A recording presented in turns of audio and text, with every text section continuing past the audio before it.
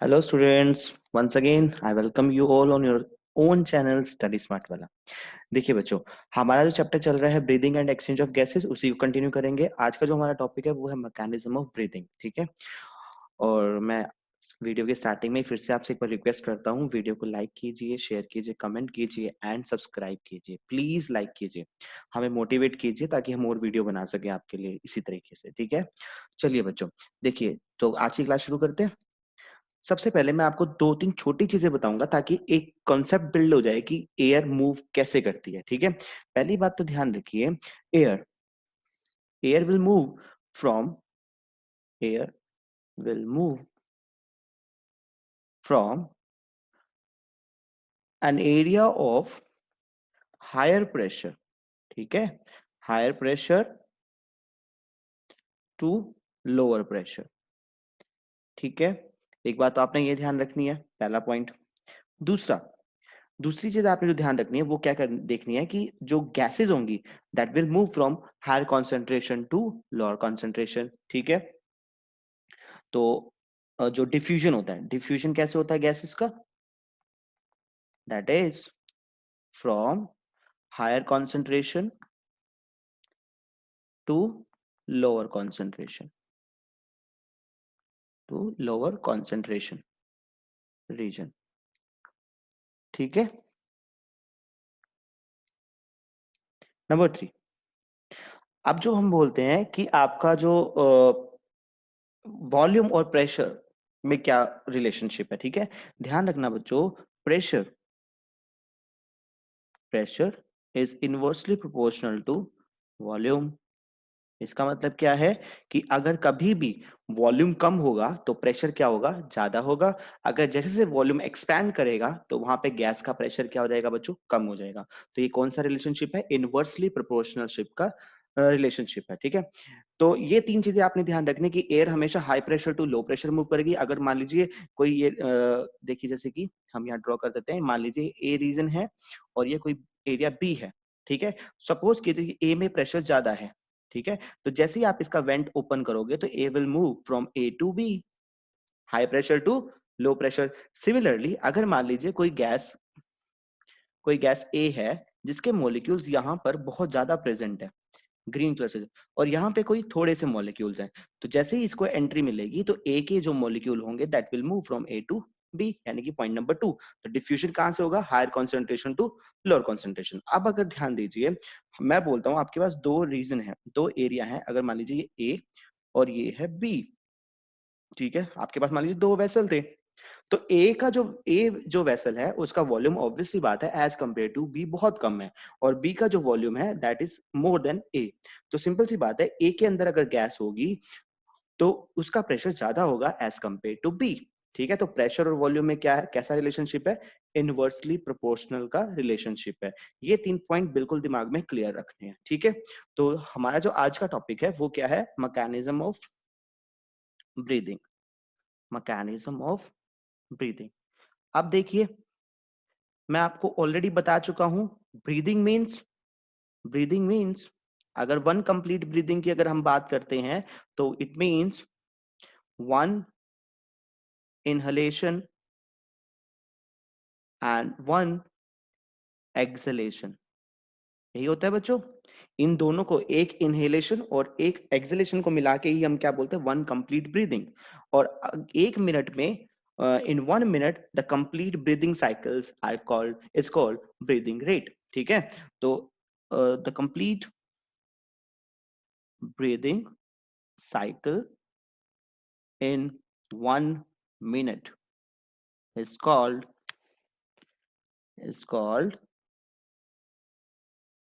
what, breathing rate। तो normal breathing rate कितना होता है, नॉर्मली ब्रीदिंग रेट कितना होता है बच्चों, breathing rate is 16 to 18 breathings पर मिनट, याद रखो, ठीक है। तो जो नॉर्मल ब्रीदिंग रेट है वो कितना है बच्चों, 16 to 18 ब्रीदिंग पर मिनट, यानी कि ब्रीदिंग साइकिल की बात हो रही है, और one breathing cycle means one inhalation and one exhalation, उसको हम कंप्लीट ब्रीदिंग बोलते हैं। तो आप 1 मिनट में, नॉर्मल कंडीशंस की बात कर रहा हूँ, when you are not doing any exercise, बिल्कुल आप रिलैक्स बैठे हो, आराम से बैठे हो, तो उस टाइम पे जो ब्रीदिंग रेट है वो कितना होता है, 16 to 18 breathing cycles per minute. ठीक है, तो मतलब आप 16 टू 18 टाइम्स इनहेल करते हो, वो 16 टू 18 टाइम्स ही क्या करते हो, एक्सहेल करते हो 1 मिनट के अंदर। अंडरस्टूड? तो यहाँ पे अब हमने मैकेनिज्म ऑफ जो ब्रीदिंग, जो हमारा मेन टॉपिक है बच्चों, यहाँ पे हमने पढ़ना है ब्रीथिंग का दोनों स्टेप्स का, इनहेलेशन का और एक्सहेलेशन का मैकेनिज्म, कि ऐसा क्या होता है कि आपकी जो एटमॉस्फेरिक एयर है that comes inside the body, और ऐसा क्या होता है या कैसे होता है कि जो आपकी बॉडी की एयर है, जिसको हम फाउल एयर बोलते हैं, या जो एयर जो कि रिच है कार्बन डाइऑक्साइड में, दैट गोज आउटसाइड। तो हमने वही मैकेनिज्म देखना है। तो चलिए पहले हम पढ़ते हैं मैकेनिज्म ऑफ इनहेलेशन या इंस्पिरेशन, जो भी वर्ड आप यूज करना चाहें। देखो बच्चों यहाँ पे ध्यान दीजिए, हमने बोला कि inhalation, inhalation means taking the air inside. अब देखिए इस टाइम पे क्या होता है, मैंने आपको लास्ट वीडियो के अंदर बताया था कि जो आपकी डायफ्राम है, जो कि एक डोम शेप मसल है, diaphragm, that helps in inhalation. Number one, एक चीज आपको बिल्कुल अच्छे से क्लियर रखनी है माइंड में, कि inhalation it is an active process. Active process, active process से क्या मतलब है कि यहाँ पे कुछ ना कुछ क्या हो रहा है, मस्कुलर वर्क हो रहा है, मसल कॉन्ट्रैक्शन हो रही है यहाँ पे। ठीक है, मसल वर्क करेंगी तो कॉन्ट्रैक्ट कर रही है ना, तो मसल कॉन्ट्रैक्शन। अब यहाँ पे कौन सी मसल कॉन्ट्रैक्ट कर रही है, here two muscles, number one diaphragm and number two external intercostal muscle. External intercostal muscle के बारे में मैं आपको ऑलरेडी पिछली वीडियो में बता चुका हूं, तो जिस भी बच्चे को कंफ्यूजन है प्लीज पीछे वाली वीडियो को देखिए, आपके डाउट्स क्लियर हो जाएंगे। ठीक है, तो हम यहाँ पे क्या लिख रहे हैं, हमने बोला contraction of diaphragm and contraction of external intercostal muscles. अब जरा ध्यान दो बच्चों, मैंने यहाँ पे दोनों मसल्स को कॉन्ट्रैक्शन में रखा है, इसका मतलब क्या है, एक्टिव प्रोसेस है, यहाँ पे मसल्स वर्क हो रही हैं। अगर आपको याद हो तो डायफ्राम कैसी थी, एक डोम शेप मसल है। डोम शेप मसल आपकी किस तरह की, इस तरह की डोम, यानी कि गुम्बद, जैसे आपने मंदिरों के ऊपर या मस्जिद के ऊपर देखा होगा, मॉस्क वगैरह पे गुम्बद होते हैं, गुरुद्वारास पे, तो इसकी जो शेप होती है डायफ्राम की, रिलैक्स पोजीशन में डोम शेप होती है, बट व्हेन इट कॉन्ट्रैक्ट्स तो ये क्या हो जाती है बच्चों, इट बिकम्स, जो डोम शेप होती है वो खत्म हो जाती है and it becomes flat, flat हो जाती है। ठीक है, तो जो कॉन्ट्रैक्शन ऑफ डायफ्राम होगा that will lead to the flattening, flattening of diaphragm. ठीक है, और अगर आपकी एक्सटर्नल इंटरकोस्टल मसल्स कॉन्ट्रैक्ट करेंगी तो बच्चों क्या होगा, there will be movement in the rib cage, और वो मूवमेंट कैसी होगी, the movement of the rib cage will be like it will be moving upwards and outwards. ठीक है, तो rib cage moves upwards and outwards, upwards and outwards. अब जरा ध्यान दीजिए, मैंने आपको पिछली क्लास में ही बताया था कि अगर मैं यहाँ पर आपको बना के दिखाना चाहूँ, तो मान लीजिए ये आपकी थी पोजीशन जिस टाइम पे कोई मस्कुलर वर्क नहीं था, मैंने यहाँ पे इसको चेस्ट कैविटी दिखाया है। बट जैसे ही चेस्ट कैविटी, जैसे ही कॉन्ट्रैक्शन होगी डायफ्राम की, देखिए ये जो नीचे वाली मसल है ये आपकी कौन सी है, डायफ्राम। ठीक है, तो जैसे ही आपकी डायफ्राम कॉन्ट्रैक्ट होगी तो ये क्या हो जाएगी बच्चों, इट विल बिकम फ्लैट। ठीक है, और जो रिब केज है, देखिए ये जो लाइंस मैंने आपको दिखाई हैं ये है रिब केज की लाइंस। ठीक है, तो रिब केज क्या कर रहा है, it is moving upwards, upwards dotted दिखाया मैंने, एंड आउटवर्ड्स, मतलब कुछ इस तरह से। ठीक है, तो देखिए इनिशियली जो ब्लू लाइन से, बोल्ड लाइन से बना हुआ है वो आपकी चेस्ट कैविटी थी, थोरेसिक कैविटी थी, but due to contraction of these two muscles, जो मैंने डॉटेड लाइन से शो किया, now it has become like this. तो मतलब क्या हुआ, वॉल्यूम बढ़ा है, वॉल्यूम बढ़ गया। ठीक है, वॉल्यूम बढ़ने की वजह से क्या होगा बच्चों, प्रेशर कम हो जाएगा। ठीक है, तो हमने क्या लिखा, flattening of diaphragm and rib cage moves upwards and outwards because of these two actions, what will happen, Because of these two action, what will happen? There will be expansion of thoracic cavity. ठीक है, there will be expansion of thoracic cavity. आप जरा ध्यान दीजिए, अगर thoracic cavity expand हो रही है तो मतलब क्या हो रहा है? That is increase in the volume. और अभी मैंने आपको बताया था वॉल्यूम और प्रेशर में कैसा रिलेशनशिप है? इनवर्सली. Therefore अब क्या होगा इसकी वजह से? The pressure inside the chest cavity falls down. Inside the chest cavity falls down. ठीक है, एज कंपेयर टू, हम कहां से कंपेयर कर रहे हैं? As compare to atmospheric pressure. ठीक है, तो इसका मतलब क्या है कि एटमॉस्फेयर में प्रेशर ज्यादा है, यानी कि आउटसाइड द बॉडी प्रेशर ज्यादा है, और इनसाइड यानी कि थोरेसिक कैविटी के अंदर प्रेशर हैज कम डाउन. ठीक है, सो हम ये बोलते हैं कि यहाँ पे कुछ नेगेटिव प्रेशर क्रिएट हो गया, and this negative pressure is around -2 to -6 mm of Hg. इतना डिफरेंस आ जाता है बच्चों. मेरे कहने का मतलब अगर मान लो बाहर 4 mm ऑफ Hg है तो अंदर कितना होगा? 2 mm ऑफ Hg. अगर मान लो बाहर 10 mm ऑफ Hg है तो हमारा अंदर कितना हो जाएगा बच्चों? 5 mm ऑफ Hg. यानी कि इस रेंज के अंदर डिफरेंस आ जाएगा. ठीक है, तो इसकी वजह से क्या हुआ? जब प्रेशर आपका अंदर कम हो चुका है और बाहर एटमॉस्फेयर में प्रेशर ज्यादा है, तो मैंने क्या बताया था? A will move from high pressure to a low pressure zone. तो thus air moves inside the chest cavity. और इसी को आप क्या बोलते हो बच्चों? इनहेलेशन. दो फिर हो गया इनहेलेशन. समझ में आया? तो ये था बच्चों मैकेनिज्म ऑफ इनहेलेशन. तो यहाँ पे कुछ नहीं है, यहाँ पे वर्क मसल्स का है, क्योंकि ये एक्टिव प्रोसेस है. ठीक है, तो डायफ्राम भी कॉन्ट्रैक्ट करता है और एक्सटर्नल इंटरकोस्टल मसल्स भी कॉन्ट्रैक्ट करती है, और इन दोनों के कॉन्ट्रैक्शन की वजह से क्या होता है? यहाँ पे जो आपकी थोरेसिक कैविटी है वो एक्सपैंड हो जाती है, और एक्सपेंशन की वजह से क्या होता है कि जो प्रेशर है inside the chest cavity that falls down as compare to the atmospheric pressure, and therefore the air from the high pressure zone it will move towards the low pressure zone. और high pressure zone कहाँ पे है? Atmosphere में है. लो pressure zone कहाँ है? Body के अंदर क्रिएट हुआ है. तो अब एयर कैसे मूव करेगी? From outside to inside. और यही क्या होता है बच्चों? इसी स्टेप को हम क्या बोलते हैं? इनहेलेशन बोलते हैं. चलिए अब करते हैं मैकेनिज्म ऑफ एक्सलेशन. ठीक है, अब देखिए जरा ध्यान से. एक्सलेशन क्या था? Removal of air, you can say foul air, और which is rich in carbon dioxide. ठीक है, बट हमने अभी सिर्फ मैकेनिज्म देखना. हम ट्रांसपोर्टेशन ऑफ गैसेस का हमारा अलग से टॉपिक आएगा, तब मैं बताऊंगा कि वो डिफरेंस, प्रेशर डिफरेंस जो था वो कैसे हेल्प करता है in the movement of in the removal of gases. ठीक है, तो वो हम बात में करेंगे, वो बात का टॉपिक हमारा. तो अभी देखिए एक्सलेशन में मैकेनिज्म कैसे हुआ. हमने बोला था कि जिस टाइम पे इंस्पिरेशन या इनहेलेशन हुआ था उस टाइम पे कॉन्ट्रैक्शन हुई थी किसकी? डायफ्राम की और एक्सटर्नल इंटरकोस्टल मसल की. तो सबसे पहली बात हमेशा याद रखना, इन relaxed conditions in relaxed conditions exhalation is a passive process. ध्यान रखना, कौन सा प्रोसेस है? पैसिव प्रोसेस है ये. पैसिव मतलब there is no muscle work, there is no energy expenditure.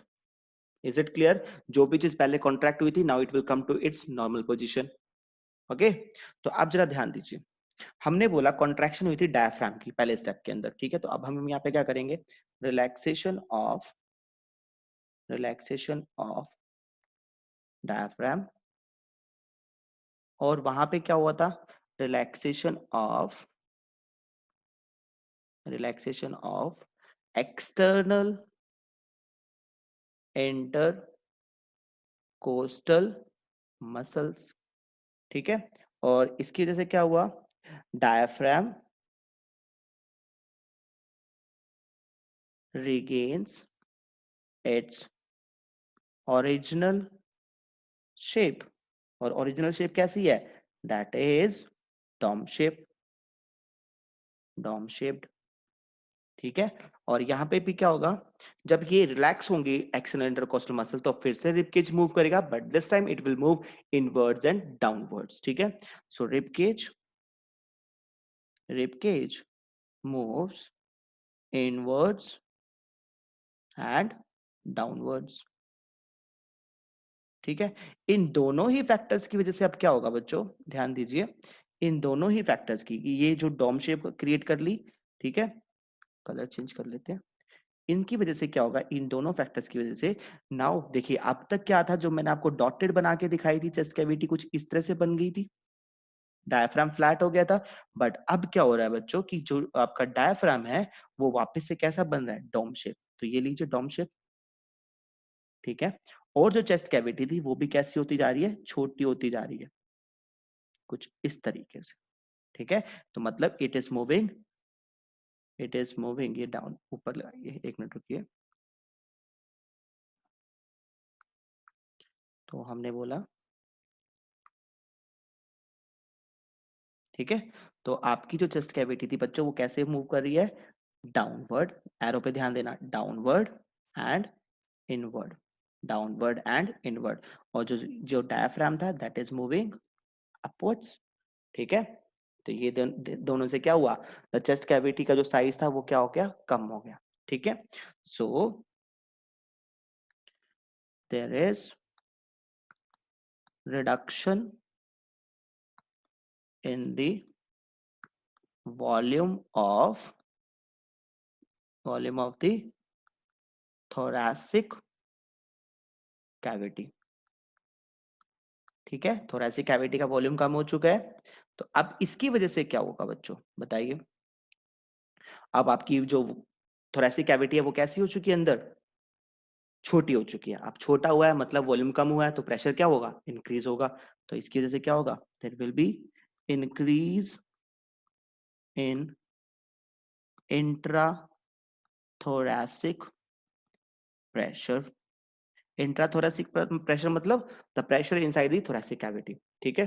तो अब ये भी कंपैरिजन हम किससे कर रहे हैं, एटमॉस्फेरिक प्रेशर से, as compare to, as compare to atmospheric pressure. तो अब कहने का मतलब क्या है कि आपकी चेस्ट कैविटी के अंदर प्रेशर ज्यादा है, बट जो आपकी एटमॉस्फेयर है वहां पे प्रेशर क्या है, कम है। और मैंने आपको बताया था कि प्रेशर जहां पे भी प्रेशर ग्रेडियंट क्रिएट होगा तो air will move from the pressure of higher zone to the pressure of lower zones. ठीक है।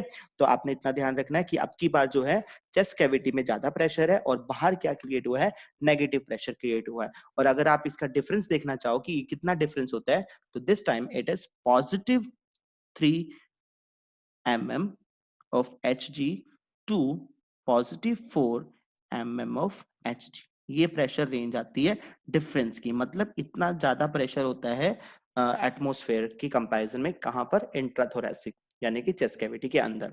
तो अब क्या होगा बच्चों, आप बताइए, इंट्राथोरेसिक प्रेशर ज्यादा है, एयर विल मूव आउटसाइड। ठीक है, that is into the atmosphere. और इसी स्टेप को हम क्या बोलते हैं, एक्सलेशन, एक्सलेशन। इतनी बात समझ में आई बच्चों। ये था आपका मैकेनिज्म ऑफ ब्रीदिंग, कि ब्रीदिंग के टाइम पे यानी कि इनहेलेशन के टाइम पे कौन सा मैकेनिज्म हो रहा है और एक्सलेशन के टाइम पे कैसे हो रहा है, कैसे आपका जो बोनी स्ट्रक्चर है रिब केज का वो मूव करता है और कैसे उसमें मस्कुलर एक्शन हो रहा है। ध्यान रखना, मैंने एक्सलेशन आपको रिलैक्स पोजीशन का बताया है, जिस टाइम पे आप कोई भी एक्सरसाइज या स्टर्नस एक्सरसाइज कुछ भी नहीं कर रहे हो, कोई वर्कआउट नहीं कर रहे हो, आप रिलैक्स आराम से बैठे हुए हो, तो उस टाइम पे एक्सलेशन कैसा है, आपका पैसिव प्रोसेस है। क्योंकि उस टाइम पे जो भी मसल कॉन्ट्रैक्शन हुई थी इंस्पिरेशन फेज के अंदर वो सब क्या होंगी, रिलैक्स होंगी, and that will lead to the expulsion और removal of the foul layer from the body. Is it clear? तो अब अगर हम बात करें कि during during forceful expiration, during forceful expiration.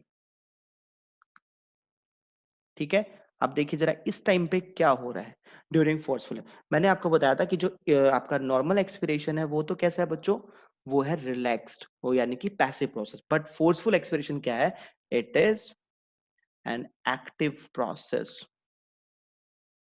ठीक है, ध्यान रखना। अब यहाँ पे एक्टिव प्रोसेस क्यों बोला, क्योंकि यहाँ पे कोई ना कोई मसल काम कर रही है। अब कौन सी मसल्स काम कर रही है यहाँ पे, ध्यान रखिए। अब देखो, डायफ्राम तो अपनी डोम शेप बना ही रहा है दोबारा, और एक्सटर्नल इंटरकोस्टल मसल रिलैक्स कर ही रही है, जैसे कि नॉर्मल एक्सप्रेशन में होता है।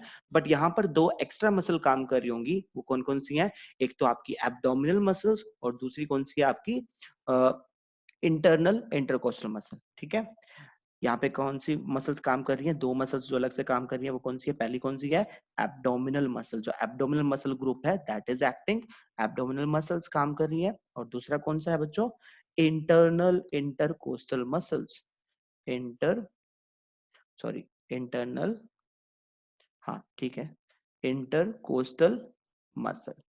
तो ये दोनों की दोनों क्या करती हैं, कॉन्ट्रैक्ट कर रही है। और जब मसल कॉन्ट्रैक्ट करेंगी तो प्रोसेस कौन सा हो जाएगा, एक्टिव प्रोसेस हो जाएगा।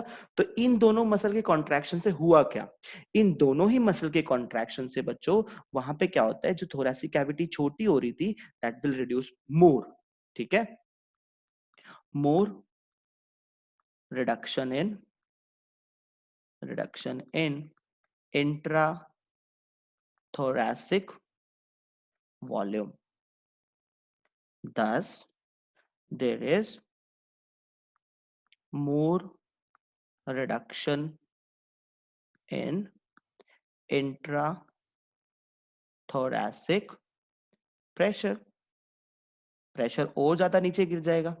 ठीक है, और इसकी वजह से क्या होगा, forceful expiration, forceful expiration. Is it clear.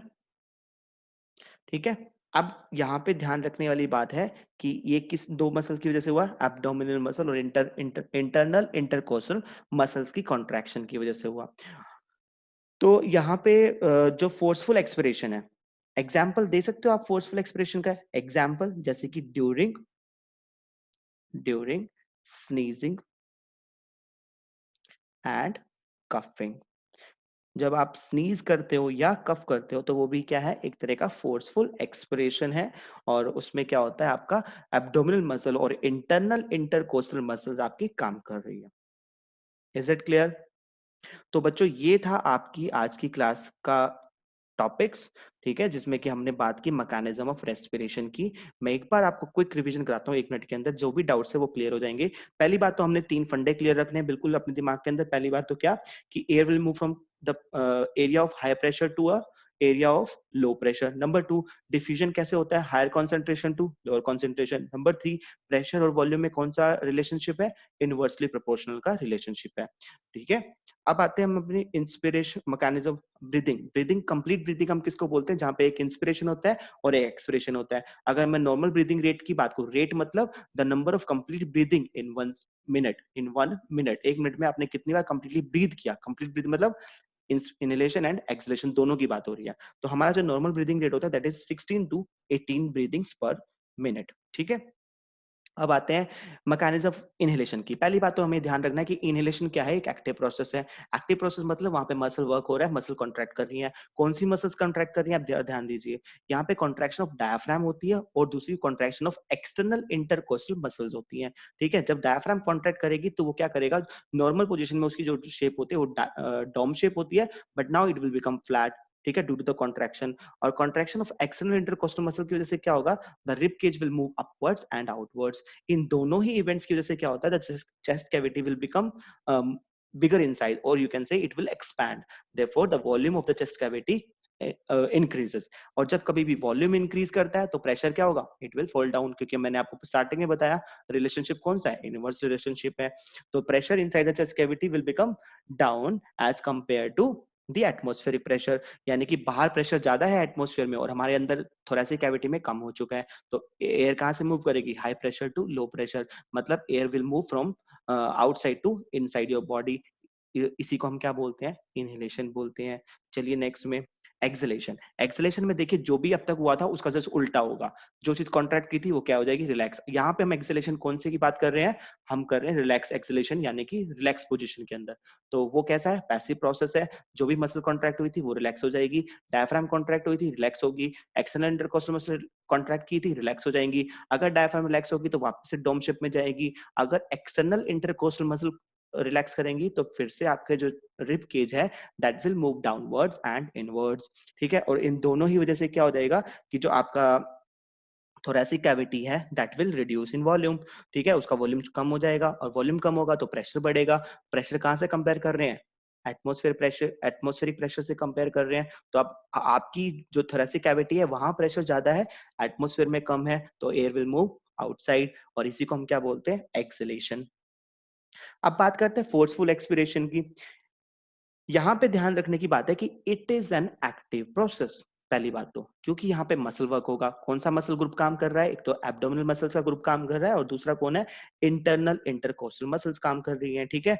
तो यहाँ पे क्या होगा? इन दोनों की कॉन्ट्रैक्शन की वजह से क्या होता है? जो आपका इंट्राथोरैसिक वॉल्यूम है वो और भी कम हो जाएगा और जितना कम होगा उतना प्रेशर हाई होगा और जितना प्रेशर हाई होगा उतना ही फोर्सफुल एक्सेलेशन होगा।